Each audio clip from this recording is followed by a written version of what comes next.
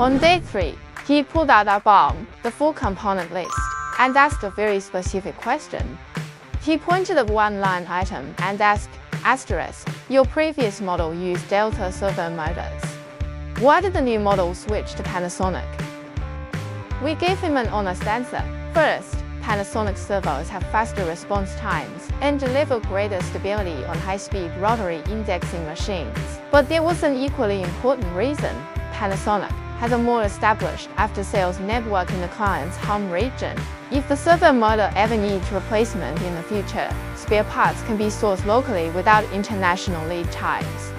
As he left, he told us, the equipment standards defined in your initial proposal were conservative. The actual delivery exceeded them. That gives me real confidence. With every client, our approach is the same. We don't wait for questions. We proactively share progress updates through regular videos and emails. What stage the equipment is at, what we've discovered during commissioning, and what details need the client's confirmation. After more than 20 years in custom automation, we've learned one fundamental truth.